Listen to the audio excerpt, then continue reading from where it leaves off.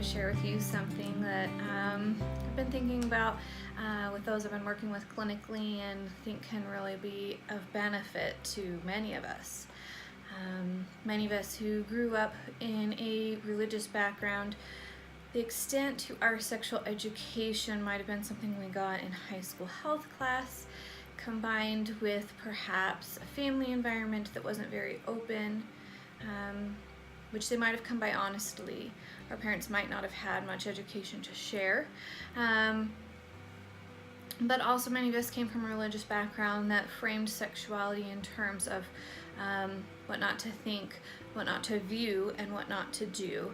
One idea that we talk about often is this idea of wholeness, that as an individual, if you think of an entire pie, we have a emotional self, we have an intellectual self, we have a social self, we have a spiritual self, we have a sexual self, and this creates our pie, and they are all valid, and they all deserve equal time, equal attention, and equal development. But often when you look at that pie, the sexual self has become just this sliver, either due to misheld beliefs or just miseducation or not understanding that that's a vital part of ourselves. Our understanding is what not to do, not what to do. So today I wanted to share 6 principles of sexual health. If we're going to be talking about a diet, and I just gave you what not to do, it's only part of the education. You need to learn what to do for wholeness and nutrition, and this is what I'd like to kind of make a metaphor with, of creating wholeness within our sexual selves. There's 6 principles of sexual health, and this is coming from Dr. Doug Braun-Harvey. I really love his work. The first principle is consent. There is voluntary cooperation on both sides. I'm seeing too much duty sex in our marriages. I'm seeing too much obligation. I'm seeing too much coercion. Just because you're married does not mean you have unrestricted access to the other partner, to their body.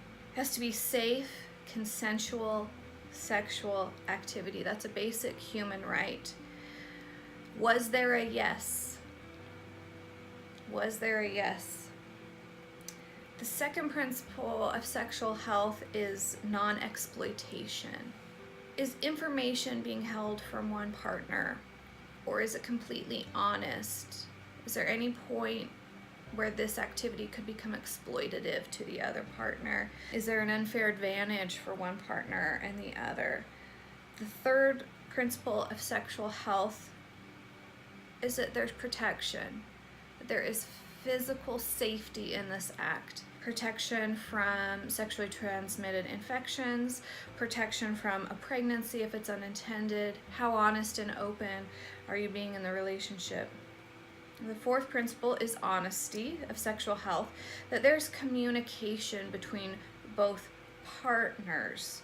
Okay, how transparent are you being with the partner? Are you aware of the wants and the desires of the other partner? Are you personally able to communicate your wants and your desires with your partner? Do you have sexual agreements that you honor in your relationship? Okay, fourth, honesty. The fifth is shared values. Are there any underlying motives that aren't held by both individuals? What are your motivations for having sex?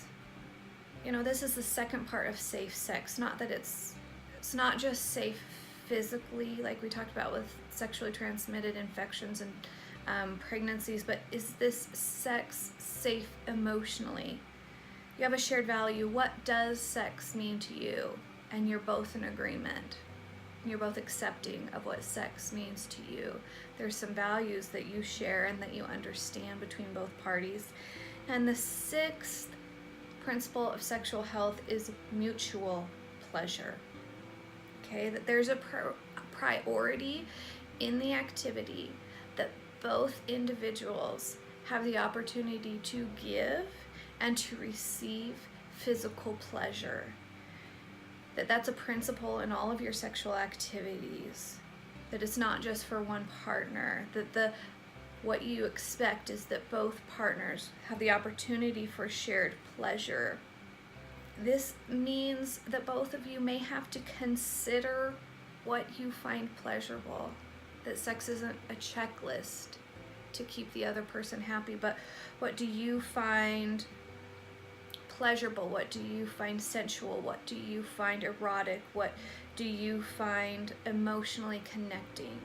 And that both of you are a priority in creating mutual pleasure in your sexual activities. You know, is there a balance, or have you created a relationship where it's just a one-way street?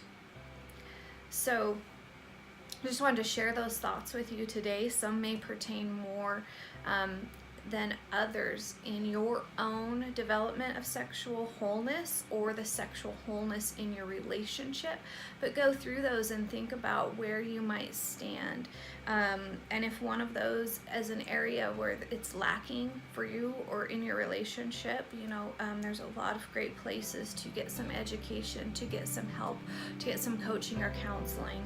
If I can be a part of that here in my office in Idaho or online through distance coaching, I'd love to be a part of helping you create more wholeness in your life. Thank you.